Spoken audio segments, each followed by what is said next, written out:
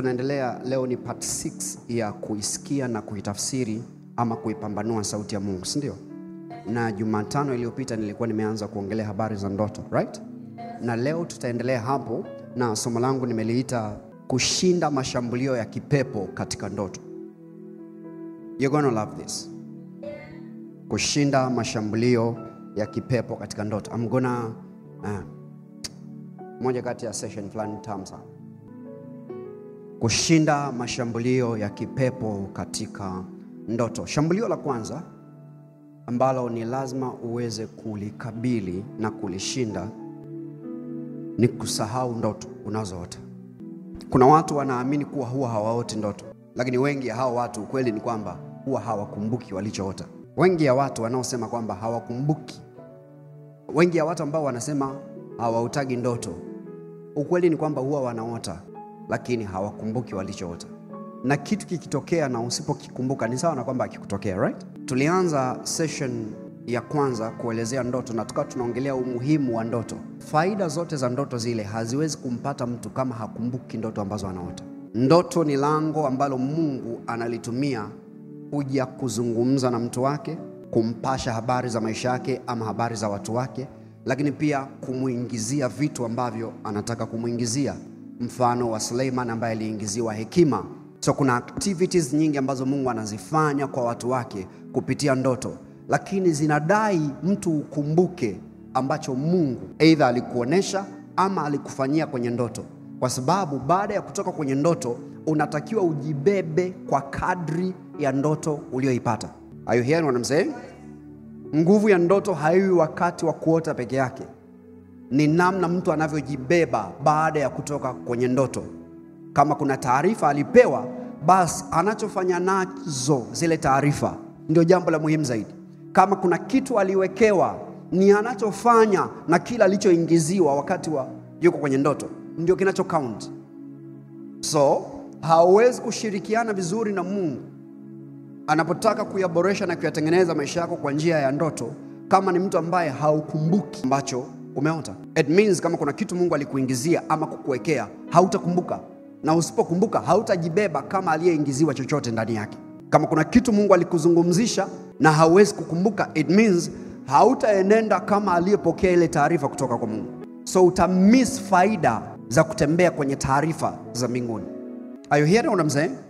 It is very risky kuwa ni mtu ambaye unasahau ndoto zako. The reason I'm saying this ni kwa sababu kuna watu ukiwasikiza wanavyoelezea kwamba ni wanaosahau ndoto, wako very comfortable. Yaani anakuelezea very comfortable yani. Sasa yani mimi wanasahau sana ndoto. Sijui ni kwa nini. Basi yani akisema hivyo ndo basi yani. Huyu mtu haelewi seriousness ya vitu vinavyotokea kwenye maisha ya watu wa Mungu kupitia ndoto. So number one, you see, utashindwa kushirikiana vizuri na Mungu kwa yale ambayo anayafanya kwenye maisha yako kupitia ndoto, right?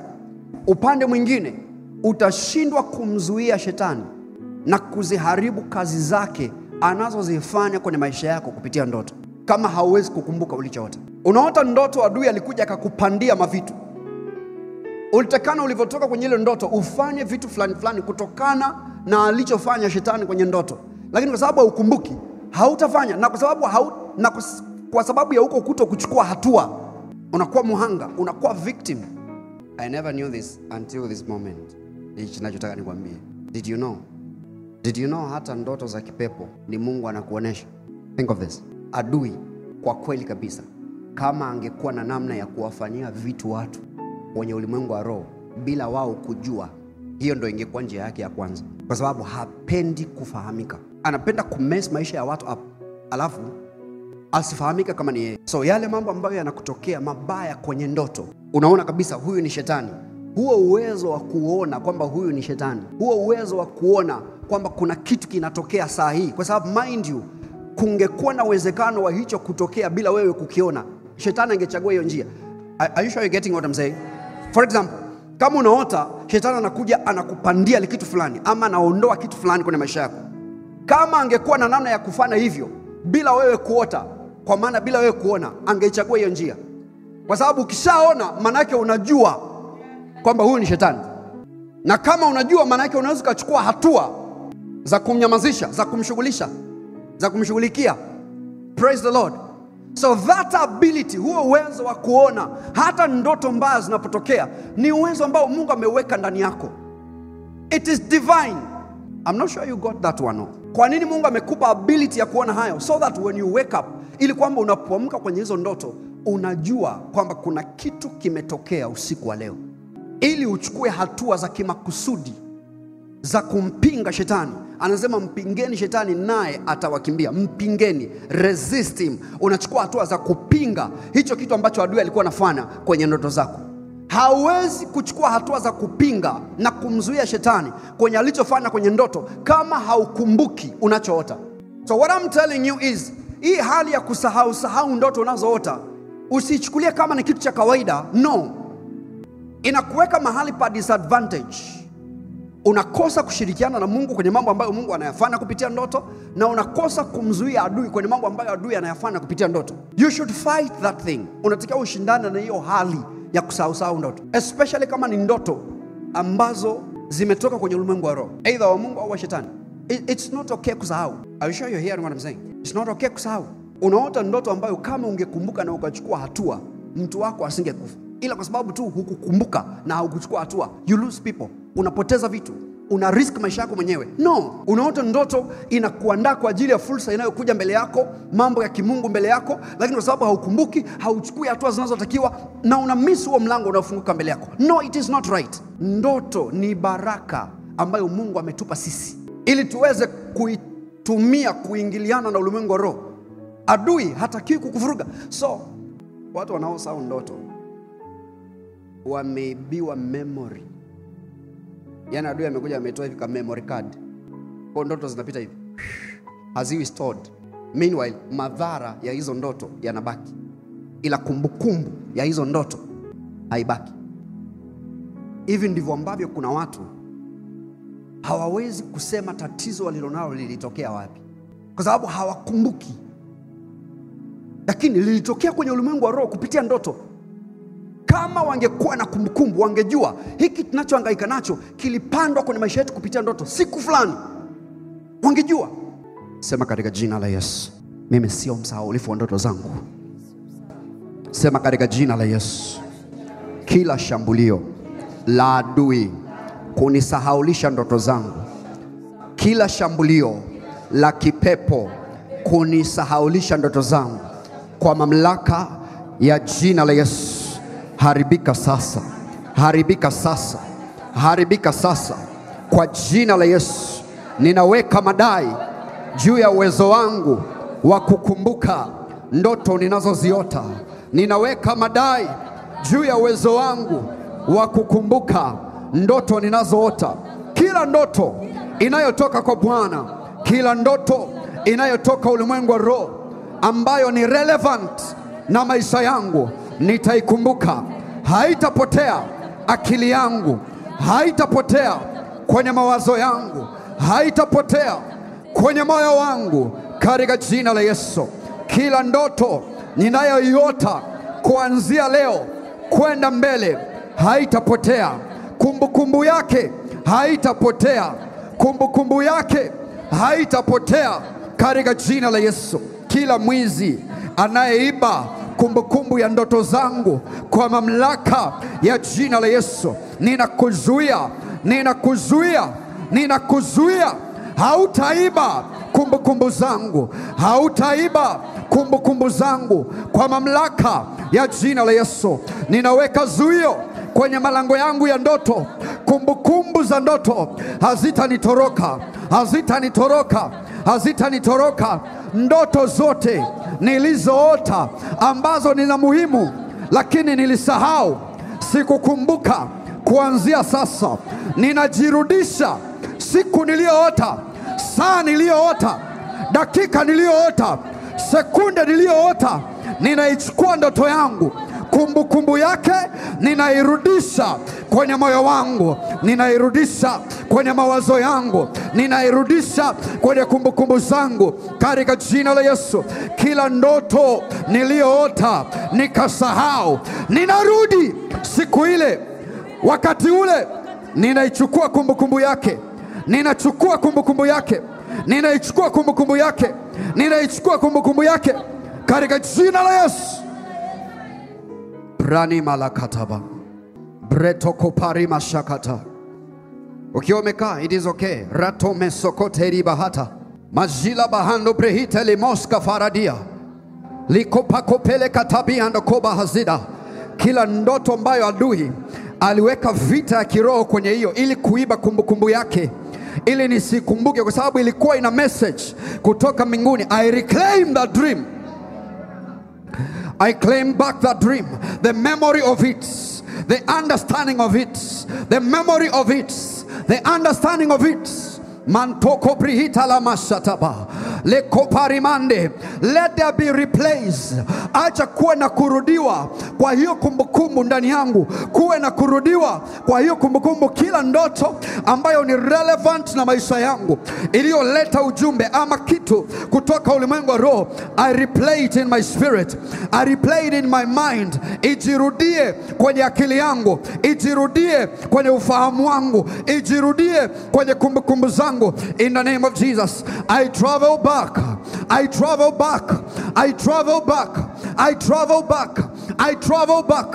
Ninasafiri na kuirejea kumbukumbu yangu, ninasafiri na kuirejea experience yangu. In the name of Jesus, nitakuwa na kumbukumbu ambazo ni kubwa juu ya experiences zangu na Mungu katika ndoto. Kila encounter ambayo imeanza kufifia kwenye moyo wangu, kwenye mawazo yangu, ninaita tena irudi kwa upya, ninaita tena irudi kwa upya, ninaita tena irudi kwa upya, ninaita tena irudi kwa upya, ninaita tena irudi kwa upya. Kila encounter iliyoanza kufifia, experience yake imeanza kufifia, ninaita tena, ninairudisha kwa mamlaka ya jina la Yesu. Ninaishikilia, ninaishikilia. Ni yangu kwa ajili yangu, ni yangu kwa ajili yangu, ni yangu kwa ajili yangu. Haitapotea, haitapotea kwenye kumbukumbu zangu, haitapotea kwenye akili yangu, haitapotea kwenye hisia zangu. Implication yake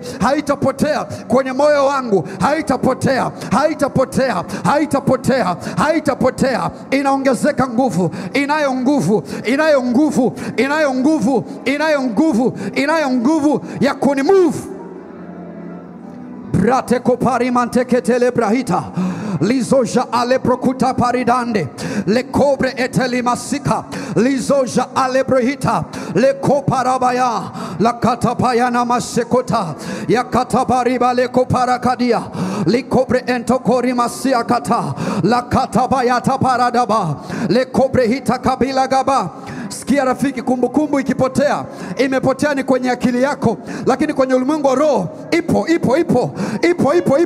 Vitu havifi kwenye ulimwengu wa roho, vitu havifi kwenye ulimwengu wa roho. Ile encounter ambayo uliipata inaishi hata na leo, bado ipo. Tembea katika roho ikusanye, tembea katika roho ichukue, tembea katika roho engage nayo, engage nayo, engage nayo, engage nayo. Randebo sakata rakata breheko parimanda ligobre eteliba sukata brida likatabayana masakata yakata breheko parimando legobre hitalibazia lizoja alera lekobre kupalibagiza hatobre hida. Oh, shakaka prehekatola mashedele baria librande kopredi hide liga poskatalaba shataba. Are you praying? Le koma shakata bayana masikori hida lihanda lizoja le borikatele moshata bayadaba le kariba le kobrehita lima sokretele masha le bahore masikota brehina liga baradia. Oh, pashada bayana baya. You have a minute, unayo dakika. Tembea kwenye roho, search hizo memories zote, hizo experience zote zilizoacha ufahamu wako, zilizoacha ile impression yake kwenye emotion zako imepotea. Connect back, connect back.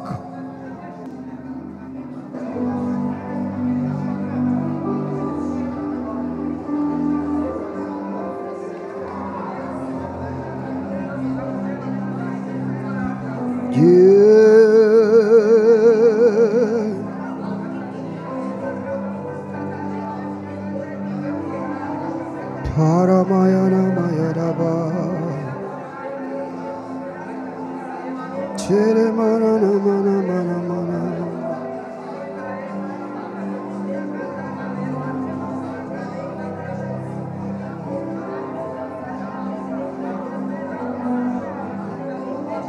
Kona Maya Tsari Adabayana Bayana Yada Yada Yada Bayana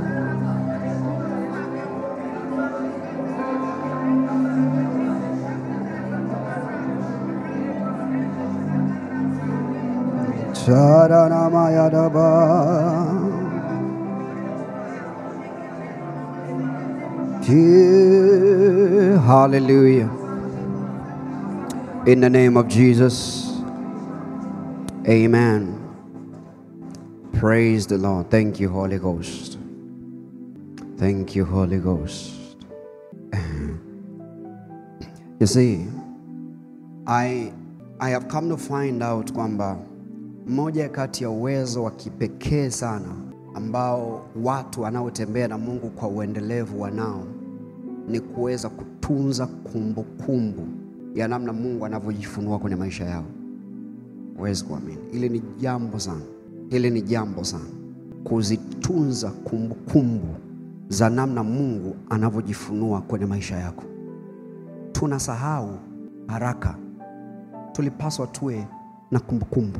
Ndiyo sababu moja kati ya vitu muhimu sana kama unataka kutembea na Mungu ni kujifunza kudocument. Jifunze kuandika namna Mungu anavyojifunua kwako. Ndio sababu kwenye maandiko unaona mahali pengi sana unasikia Mungu akamtokea mtu fulani, alafu inaelezewa namna Mungu alivyojifunua kwa huyo mtu. Hasemi tu kwamba Mungu alikutana na mtu fulani alafu akaishia hapo. Lakini unaona Biblia inakuwa iko very detailed kutuambia Mungu alipokutana na huyo mtu nini kilitokea. Kama ni madhihirisho ya nguvu zake yalikuwaje. Details unaziona ziko mle documented. Watu waliokutana na malaika ilikuwaje. Hofu walizozisikia mioyoni zinaelezwa pale. Maneno ambayo malaika aliwaambia yanaelezwa pale. Akina Ezekiel unasikia anasema mkono wa Bwana ukaja juu yangu ukanichukua ukanisuspense ukaniweka kati ya mbingu na nchi. The details are there. Imagine that is your Bible. Hiyo ni Biblia yako. Ushawahi kusoma vitu mpaka unashindwa kuelewa, mpaka unaanza kusema sasa hizi taarifa hizi ziliandikwa yani hizi sisi zinatuhusuje? Sikia, mkono wa Bwana ukaja juu yangu naye akaniinua. Ezekiel anasema akawekwa mahali ambapo ni katikati ya mbingu na nchi. Yani yuko hapa juu hivi. Nikasikia kuogopa moyoni mwangu. What is that for? Ni kama ukiangalia kwako wewe haina relevance. Lakini the guy wrote it. This is what you need to understand. Hawa watu wengi wao walipokuwa wanaandika hivi vitu hawakuwa wanakuandikia wewe. Walikuwa wanajidocumentia wao. Hivi umewahi kujua? Watu wengi hawajui. Watu wengi wanafikiri kwamba watu waliokuwa wanaandika vitabu vya Biblia walikuwa wanaandika wakijua kwamba kuna siku hivyo vitabu vitakuja kukusanywa vitengeneze kitu kinaitwa Biblia. Wengine walikuwa wanaandika ni documentations zao wao. Unamwona kama Habakuki. Kile kitabu cha Habakuki ile ni diary ya mtu. Ile kitabu ya Habakuki ni diary ya mtu. Habakuki ana document experience yake na Mungu. If we had time tungerudi tukiangalia kile kitabu, you would be shocked. Ungekiangalia kwa sura tofauti kabisa. Wewe ndo ambaye unaishi bila diary ya encounters zako na Mungu. Wewe diary yako ni ya kuandika masomo. Praise the Lord. These people walikuwa na document experience wanazokuwa nazo na Mungu. To the details. To the very details. Is pastor making sense? Kama waliweza kuchukulia haya mambo kwa userious kiasi hicho, inatakiwa ikufundishe kitu na wewe ujifunze kudocument Mungu anavyojifunua kwako. Uwe na kitabu chako cha kuandika. Praise the Lord. Are you seeing what I'm trying to show you? Ilikuwa muhimu kiasi kwamba walikuwa na document. Jifunze kuweka umaana kwenye namna Mungu anavyojifunua kwako. Ukiota ndoto ambayo unaona kabisa hii ni ndoto imetoka kwenye ulimwengu wa roho, hata kama ilikuwa ni ya kipepo, shetani amekuja sija amefanya mavitu gani, document that. Mungu amejifunua kwako amefanya vitu gani? Andika. Usiwe mvivu wa kuandika. Unatakiwa kuwa na kitabu chako cha ndoto zako na encounters ambazo unazo na Mungu wako. Na maelezo mazuri ambayo ninakupa kabisa ni hayo mfano wa Biblia, si ndio? Watu wa Biblia walikuwa wanaandika. Unajua, unatakiwa uelewe hivi, kama issue ilikuwa ni kutuletea message au kuwapelekea wana Israeli message, walitakiwa waseme hivi, Bwana alinitokea akasema niwaambie 1, 2, 3. Iishi hapo. Au unaniambiaje? Ila anaanza kusema hivi, Bwana alikuja kwa kisulisuli. Okay, sisi kwa kisulisuli na tuuzuje? Kwa sababu sisi cha muhimu ni message. I'm not sure you're getting what I'm saying. Unatakiwa kuwa na notebook yako hivi ambayo una document, unaandika namna Mungu anavyozungumza na wewe, vitu ambavyo Mungu anazungumza na wewe, na uwe na utaratibu wa kuirudia kila baada ya wakati. Revisit your notebooks. Nenda uone Mungu aliongea nini na wewe, kwa sababu Mungu haongei for fun. Mungu anaongea ili uweze kuapply, kutumia alichokuambia. Kama hautembelei ulichoandika, alichozungumza na wewe, it means hata application yako haitakuwa thabiti sana. Don't you think so? I have so much to tell you, lakini nategemeana na waangalia sura ili nione kama natakia niende deep. Akatuka kitu kimoja haka natakia niende nako very deep. Ngoja nikuongezee nione kama utaichukua. Kwa wazazi wa sasa na wale wa baadaye, tengeneza notebook. Tengeneza notebook ya mwanao mmoja. Usiwachanganye kwenye notebook moja. Wewe umeamua kumtii Mungu, unazaa watoto 14, wote unaweka kwenye notebook moja. Tengeneza notebook zako 14. Gwantwa notebook yake, Mpoki notebook yake. Praise the Lord. And because ukiwa na tendency ya kuwa unamuuliza Mungu vitu kuhusu watoto wako, Baba nipe ufunuo kuhusu mwanangu, nipe ufunuo kuhusu uzao wangu. Ukiwa na hiyo tendency, Mungu atakuwa anakuonesha vitu kuhusu wao. Believe me when I tell you that. Na sasa unahitaji sio tu kuona alafu na kuomba alafu ishia hapo. No, document it. Andika. Kwa nini? Kwa sababu kumbukumbu yako sio imara kama unavyodhani. Baada ya muda, vitu ambavyo ukuviandika vinaweza kupotea. Lakini ulivyoviandika, unaweza kuvirevisit anytime.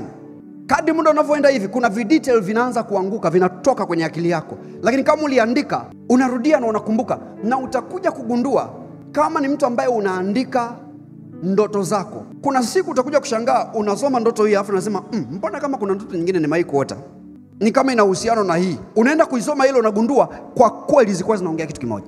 The reason unaweza kufika mahali pa kuhusianisha hizi ndoto mbili na zikakupa maana kamili ni kwa sababu umeziandika. Kama ungekuwa hauandiki, uwezekano wa kusahau ni mkubwa sana. Are you getting what I'm saying? So kama ni watoto wako, unaandika ndoto zao. You document ndoto ambazo Mungu anakuonesha kuhusu wao, au vitu ambavyo unavipata maoni mwako kama ufunuo unapokuwa unawaombea. Unaomba kwa ajili ya mwanao, you're praying pale, unanena kwa lugha, unafanya nini, then kuna revelations zinaanza kuwela ndani ya moyo wako concerning huyo mtoto. Document those things, kwa sababu unasikia pia unafanya hivyo kuhusu maisha yako. Hizi ukiwa unaomba, umeomba muda mrefu, unaombea mambo yako, labda unaombea ni uchumi au unaombea ndoa ama whatever. Ukiomba kwa muda mrefu, kuna yale mafunuo ambayo huwa yanapanda moyoni mwako unapokuwa unajiombea. Kuna vitu unaona, unajikuta wakati fulani unaanza kutabiri vitu kuhusu maisha yako. Unaanza kuweka matamko fulani. Wewe mwenyewe unajua kabisa, haya matamko, haya maombi nayoomba saa hii sio kitoto. Ni vitu kabisa hivi solid ambavyo ni vya kiufunuo Mungu ameweka ndani yako. Ukitoka kwenye maombi, lile ni neno la Bwana kwako. Kaandike. Hivi ndivyo alivyosema Bwana juu ya maisha yangu leo. Wewe unaomba masaa mawili, unatoka hujaandika chochote kuhusu maisha yako. What prayer was that? Masaa mawili. Jesus my Lord. Masaa mawili. Repori hapa, lekopa, navunja. Umefanya umetoka huko, Baba I receive, you're gone. Bas. No. Kwa sababu the problem wewe unavyosema hili ndio neno la Bwana kwangu, unataka usubiri Mungu aje aseme. Unataka drama, yaani unataka hivi Mungu aje hivi dramatic. Ukisikia Mungu ameniambia, wewe unaelewa. Watu wanaposema Mungu ameniambia, kila mtu anamsikia Mungu kwa namna yake. After you have prayed for long, ukiwa katika maombi, zile inspirations ambazo unazipata unapojiombea, ile ni sauti ya Mungu kwako. You go and document that, kwamba hili ndio neno la Bwana lililonijilia katika maombi siku fulani, nikiwa ninaomba jambo fulani. Yaani hivi vitu ninavyokufundisha hivi, unaona hivi vitu ninavyokufundisha, hivi vitu ni vya wewe kunilipa hela. Nakwambia. Kwa sababu hizi ndo details ndogo lakini kubwa sana ambazo zina miss kwenye maisha yetu mengi ya maombi. Unaomba, kwa mfano unaombea huduma yako. Rebo shata brehita. Baba, nipe kupanuka, nipe expansion kwenye huduma yangu. Then unasikia unavyoomba, unaomba, alafu kuna wakati gia zinahamaga. Si unaelewa? Kuna kuomba kwa akili, watu wa Mungu, which is good. Unaomba kwa ufunuo wa neno la Mungu ambao unao tayari. Alafu kuna mahali unafika hata hautumii ufunuo wa neno la Mungu ambao unao. Unatumia ufunuo wa saa hiyo ambao Roho Mtakatifu anaweka ndani ya moyo wako. Unajikuta unaongea maneno mazito kuhusu wewe mwenyewe. Nitaenea pande zote katika hili taifa. Nitakuwa na nguvu katika uso wa nchi. Unaongea maneno ya ajabu. Siku moja nilikuwa naomba, Baba, tupe kuongezeka. Alafu gia zikahama baadaye, zikabadilika njiani. Nikasikia we have taken over. Kutoka kwenye Baba tupe kuexpand kuja kwenye we have taken over. What are you talking about? That is the Spirit of God at work. We have taken over. Ukitoka kwenye hayo maombi, unalo neno la kudocument. We have taken over. Thus says the Lord. Na ndo unachukua na sadaka yako, unaenda kuipanda. Sikia. Watu wengi huaga wanaenda kutoa sadaka kutokea kwenye maombi. Ameliombea jambo, alafu anasema hii ni sadaka yangu ya imani. Sasa unaposema ni sadaka ya imani, imani kwenye nini? Imani kwamba umeomba na Mungu amekusikia. Good. Vipi ikiwa hivyo plus Mungu ameniambia kitu hiki wakati wa maombi, na kwa hivyo namtolea sadaka shukrani? If you're getting me, sema amen. You saying that right? Document. Andika. So I was telling you, wanao vitu ambavyo unakuwa unawaombea hivi. Leo sitaki kuishia vitu njiani. I'm taking my time. Unakuwa unamwombea mwanao hivi, alafu katikati ya maombi unajikuta kuna ufunuo Mungu anakupa kuhusu mwanao. Andika kwenye diary yake, kwenye notebook yake. Andika. Hivi ndivyo asemavyo Bwana juu yako. Unaweka jina lake pale. Unaandika vitu vyake pale. Kwa sababu hauwezi kuomba masaa mawili, masaa matatu juu ya mwanao alafu Mungu asikufunulie vitu. Huo ni uhujumu. Unakuwa umehujumiwa. Unless kama ni mtu ambaye hujajifunza kusikiza. Now, utakuja kugundua kadri ya unavyoandika.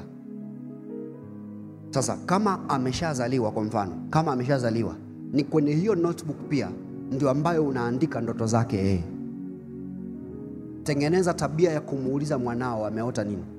Hivi nyewe mnasikia anachowaambia? Wazazi hawahangaiki na hivi vitu. Hawana muda. Mimi nikutafutie alafu nianze kukuuliza ndoto zako wewe za nini? Umeenda shule, wamekuchapa? Hapana. Haya. Usiku mwema. Yaani wewe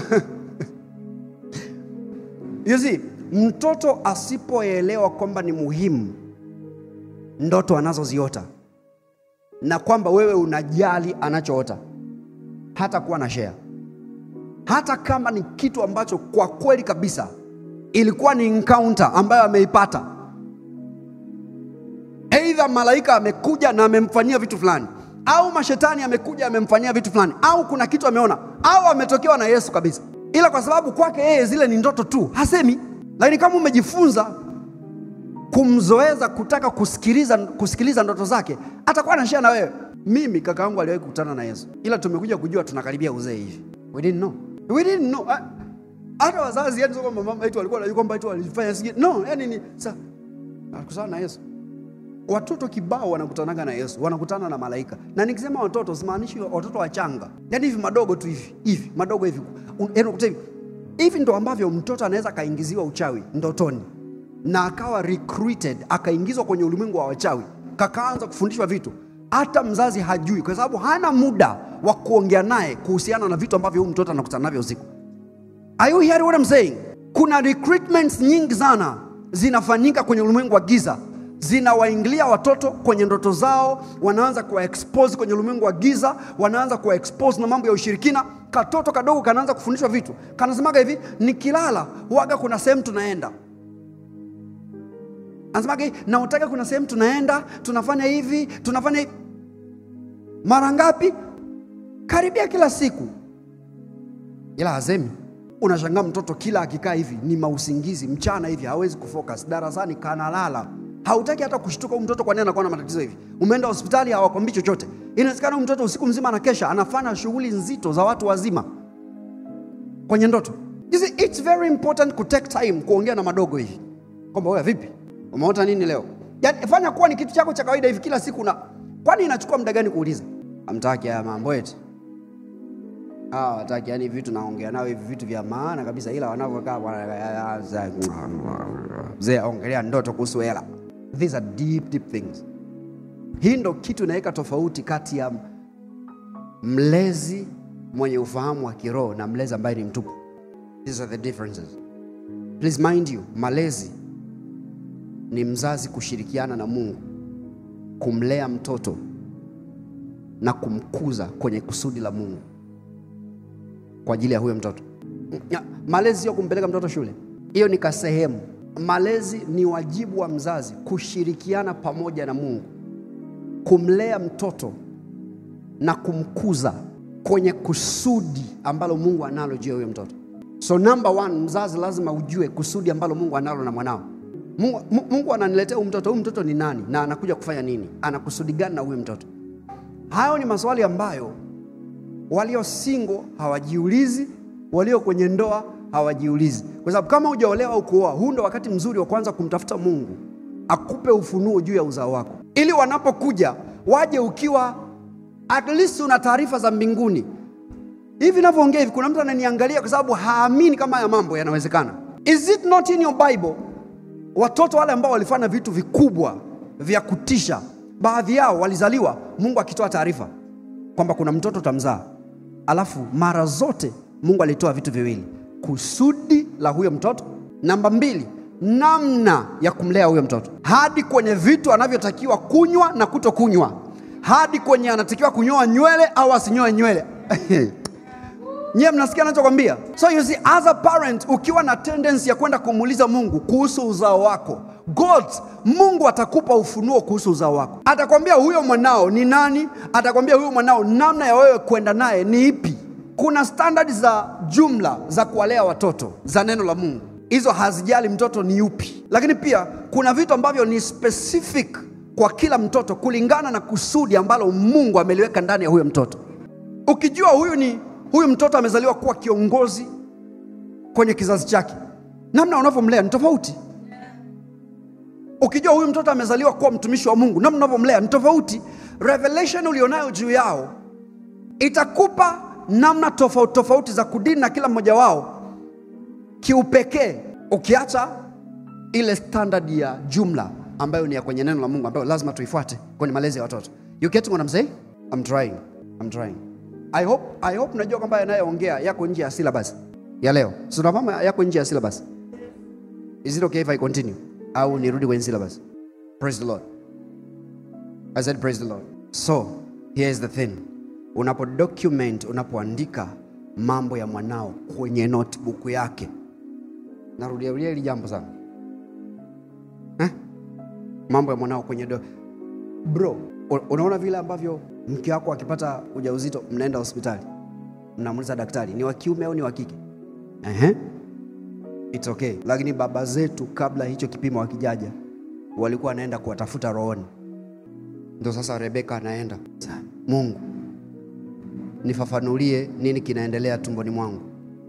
Alafu Mungu anamwambia, umo ndani kuna mataifa mawili, na kwa utaratibu mkubwa anatakiwa kuwa mkubwa, ila hawa wenyewe ramani zao za maisha ziko tofauti. Mkubwa atakuwa mtumishi kwa mdogo, maana mdogo ndo atakaye kuwa na nguvu kuliko mkubwa.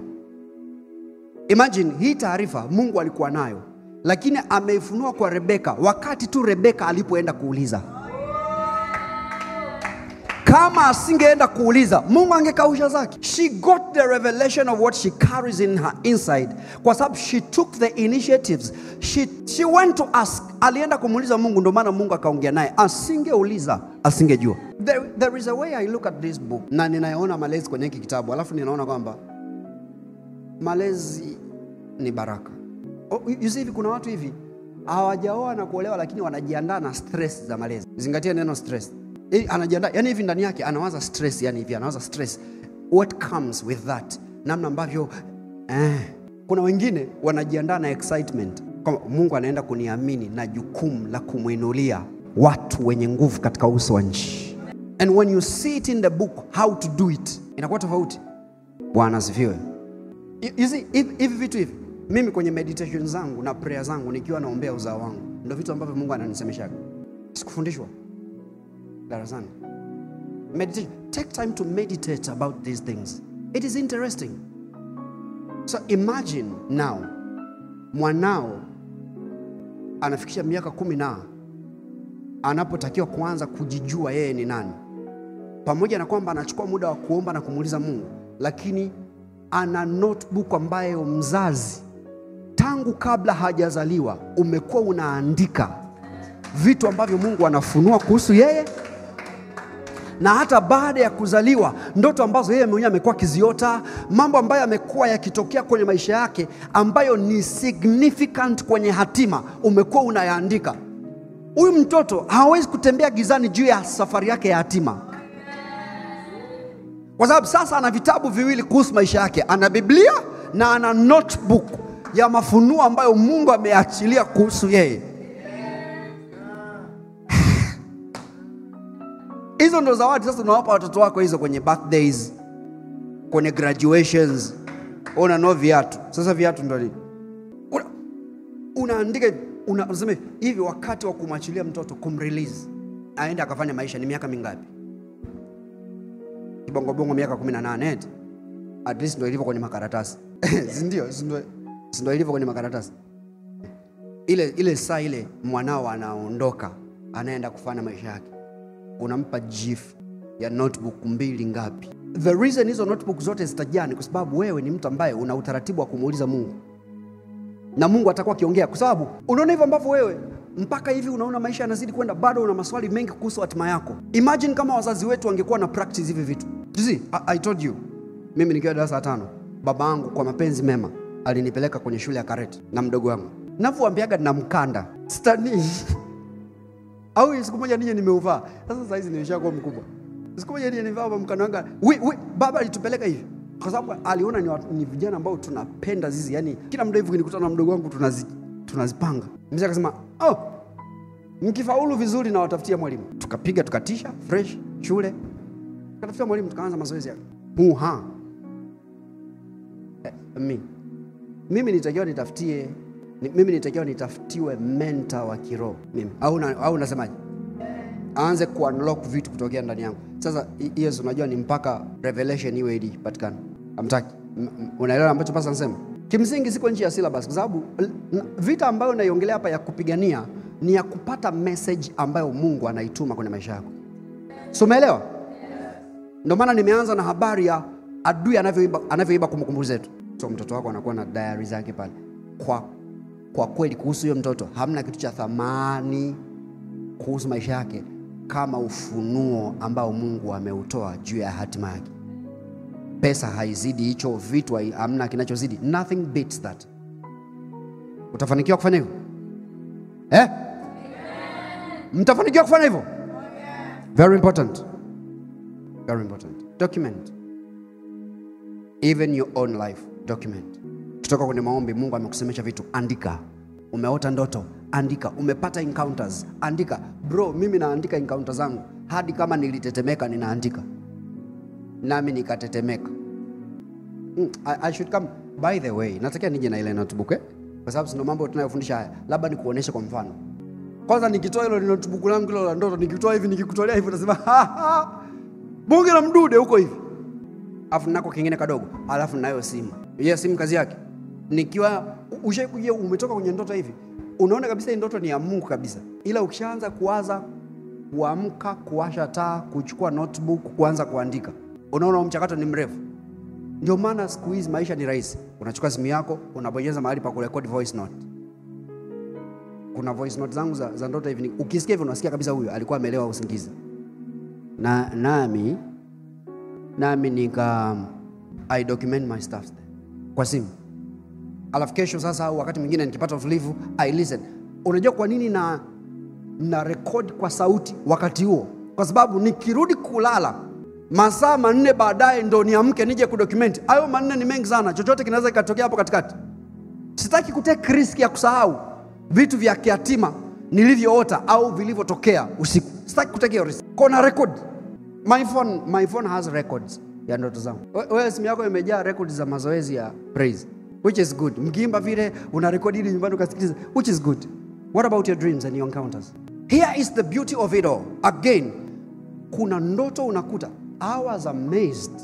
Mwaka huu 2025 nimepata encounter ambayo tarehe hiyo ya mwaka huu ambayo nimepata hiyo encounter, nikarudi kuangalia 2020 tarehe ile mwezi ule nilipata exact encounter kama hiyo. Exact encounter kama hiyo. Sasa unaona, unaweza kusema hiyo ni bahati, si ndio? Ama imetokea tu.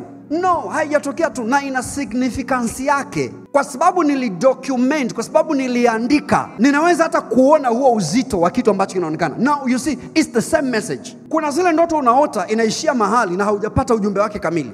Document it. Kama una maswali pale, uliza kwamba hii maana yake nini, na ongea na Mungu. Mwambie Mungu, hii maana yake nini.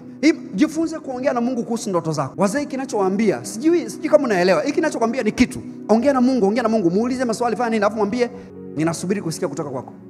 Utakuja kushangaa. Again nitakuletea notebook. Kuna ndoto 3 niliota mara 3 zinazofuatiliza. Yaani kama hivi, nimeota hivi, nikamuuliza Mungu zina nini, nikarudi kulala. Nilivyolala nikaendelea nilipoishia. Ikaisha, nikarudi kulala, sikuelewa. Yaani ni kama episodes. Nikarudi kulala. And the reason naendelea kuona ni kwa sababu kila ninaporudi kulala, narudi kulala nikiwa na matarajio ya kuona, kwa sababu nimemwomba Mungu kwamba nione. You document that thing. Unakuja kuona, hivi ni vitu Mungu anaongea kitu fulani kwenye haya mambo. Is pastor making sense? Is pastor making sense? Hauna kumbukumbu imara kama unavyodhani. With time kuna details, kuna vitu utaanza kusahau, na vilikuwa ni vitu vya muhimu ambavyo hutaki kusahau. So jifunze kuandika. Kuna siku unakutana na Mungu, ulikuwa ni ibadani ama kanisani kama hivi, ama ni ibada yako binafsi, presence ya Mungu inakuja, kuna manifestation fulani hivi zinakuja. Document it. Wakati fulani I was praying. DOC ilikuwa imeshaanza. Nimechukua retreat, nimeenda zangu kuomba. Nikiwa kwenye kuomba, nikaanza kuona miguu yangu inawaka moto. Yani like my feet, miguu yote miwili nasikia moto hivi. Nasikia moto. Nikasema what has happened? Nikavua viatu, nikanyagi chini. Experience ni ile. Nikatoka chini, nije nikanyagi kwenye godoro. Hii retreat nilikuwa naifanyia ni kwenye prayer house. Nikasema kwa sababu it is so much, siwezi kujicontain. Naanza kuona kama what am I going to do? Naangaika hivyo. To me, hiyo ni experience yangu ya kwanza ku-experience hicho kitu. Mpaka siku moja ninarudia notebook yangu nikiwa 2011. Nakuja kugundua ilinitokea hiyo hali nikiwa kanisani. Na kuna tendo la kinabii lilifanyika siku ile. Mtu wa Mungu alikuwa ametoka Uganda. Mpaka leo sijui jina lake anaitwa nani, kwa sababu alikuwa kanisani kwetu. Tumeenda kutembelea sehemu hivi, tukakuta kuna mtumishi wa Mungu pale. Akavua viatu, akasema njoo. Nikaenda, nikakanyaga kwenye vile viatu, nikaingiza miguu yangu mle. Akasema Mungu ataipanua mipaka ya huduma yako. Hivi nyewe mnaelewa 2010 huduma gani? Alafu akaongea vitu fulani pale. Na kitu ambacho nakuja kukisikia 2021 sijui, is the exact thing ambao nili experience siku ile. Ila kwa kweli kwenye kumbukumbu yangu haipo kabisa. The reason nakuja kukumbuka ni kwa sababu niliandika. Na maneno niliyoambiwa siku ile ninayaandika. Wewe ndo mtu ambaye unatamkiwa maneno mazito. Mtu wa Mungu, umepiga magoti hivi, mtu wa Mungu anatamka maneno mazito juu ya maisha yako. Hauandiki, haukumbuki. You don't remember, you don't care to remember. Kuna wanangu wamejifunza hapa ndani, wakiwaga na jambo serious sana, anapokuja pale anakuja na simu. Mambo yasiwe mengi. Ya mzee na kurekodi. Why? Kwa sababu kwao hawa wanaamini katika kule kuombewa kuna vitu vitatamkwa ambavyo mtu anatakiwa kuvichukua aende afanye navyo maisha. They believe that, so they record that. Are you seeing what I'm trying to show you? Kupata message kutoka kwa Mungu, watu wa Mungu, ni kitu kuliko vitu vingi. Ni jambo. What God speaks to you is very important. Make sure you get the message. Jana nimeota ndoto fulani, kitu fulani kilitokea. Ndio maana yake nini? Na ulichochukua kutoka kwenye hiyo ndoto kama kitu cha kufanya au cha kutokufanya, kama maelekezo ni kipi? Hauna unachojua. Sababu ya ndoto asilimia kubwa ni kukupa taarifa. Kama unaishia tu kusema ulichoota na hauwezi kusema message uliyoipata kutoka kwenye hiyo ndoto, it's not proper. Ndio maana vita sasa nyingine ambayo tunaielezea ya kupigana kwenye malango yako ya ndoto ni vita ya uelewa wa nini Mungu anakuonesha. You have to understand what God is trying to tell you. I have like 7 minutes. Let me show you two scriptures. Lucas sura ya 1 mstari wa 29. Naye akafadhaika sana kwa ajili ya maneno yake. Akafanyaje? Akawaza moyoni, salamu hii ni ya namna gani? Mariam ametokewa na malaika, na yale maneno anayoambiwa anasema akafadhaika sana, akawaza moyoni juu ya maneno aliyoambiwa. Jifunze kuwaza moyoni juu ya maneno unayoambiwa, ama ni kwa unabii kama hivi mtumishi wa Mungu anayatamka, ama ni kwa ndoto na maono, ama ni inspiration ambazo unazipata ndani yako. Waza wapi? Moyoni. Ufundishe moyo wako kukaa kufikiria kitu ambacho amekusemesha, kitu ambacho umeota, kitu ambacho umeona, kitu ambacho umesikia. Stay there. Unaweza usipate umaana wa ulichosikia kama hujajifunza kukaa nacho na kukitafuta zaidi mahali pako pa maombi. Baba, hiki ulichonionyesha maana yake nini? Hiki nilichoona maana yake nini? Hiki nilichosikia maana yake nini? Hiki nilichokutana nacho maana yake nini? Watu wa Mungu, tujifunze kuwa na hiyo tendency ya kuuliza. I was telling you my story juu ya miguu yangu. Sijakupa maana yake, lakini I later found out because I asked. Na kiliendelea kujitokea tena na tena mpaka kikachora mstari mmoja hivi ulionyoka, yani wakitafsiri kabisa kwamba hii maana yake hivi. And I'm telling you, conclusions nyingi sana za namna Mungu anavyo deal na maisha yangu personally nimeweza kuzifikia kwa sababu ninaandika, lakini pia ninarudia sana vitu ambavyo nimeviandika. Prayerfully so, kutafuta kwa maombi. Unakuja kuta kuna mistari imechoreka kabisa hivi, imenyoka kabisa. Usingeweza kuiona kama hauna tendency ya kurecord, kuandika ndoto zako na kuzirudia ulivyoota na vitu vyake. Usingeweza kufika hapo. You understand what I'm saying? So this what I'm sharing with you is very personal kwangu. Ni kitu ambacho ni practical, kinafanya kazi kwenye maisha yangu. Mimi nisipoelewa ndoto leo naiandika. Kuna siku tu, madam nimepata impression ya kusema hii imetoka kwenye ulimwengu wa roho, I document it. Inaweza kuwa sio leo, ila kuna siku taipatia majibu. Why? Kwa sababu all things are connected. You just need to learn to document them. Mwanzo. If you're being blessed, sema amen. Mstari wa 9 mpaka wa 11, lakini tusome mstari wa 9 kidogo na wa 11. Mwanzo 37. Sikuambia sura. Nifikiri tayari mnamsikia Mungu, kwa hiyo nikajua tayari mtakuwa mmeshajua ni sura ngapi. Mwanzo 37 mstari wa 9 mpaka wa 11. Tusome wa 9 kidogo. 2. Akaota tena ndoto nyingine, akawaambia ndugu zake. You see that? Mstari wa 11. Ndugu zake wakamhusudu, bali baba yake akalihifadhi neno hili. Baba yake akafanyaje? Akalihifadhi neno hili. Yusufu aliposimulia ndoto yake, ndugu zake wakakasirika, lakini maandiko yanasema baba yake akalihifadhi nini? Neno hili. Akahifadhi hiki ambacho Yusufu amesema.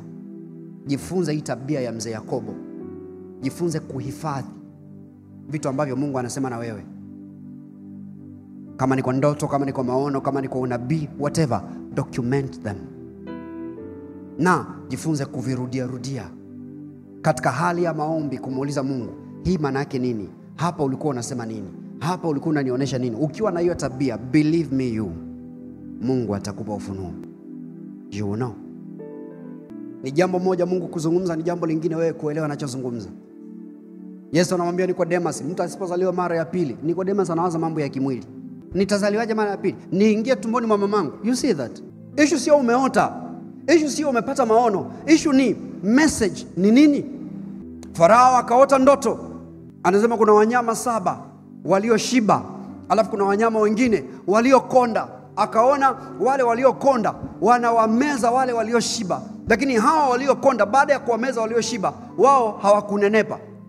Yaani unaona hivi kama mnyama hivi kamekonda, kakala limnyama likubwa. Hesabu zitakiwa sema hivi, baada ya hapo na aka kamnyama na kenyewe kanatakiwa kawe amna, kakabaki vile vile, yani kamekula bonge la mnyama, alafu kenye kambaki vile vile kako intact.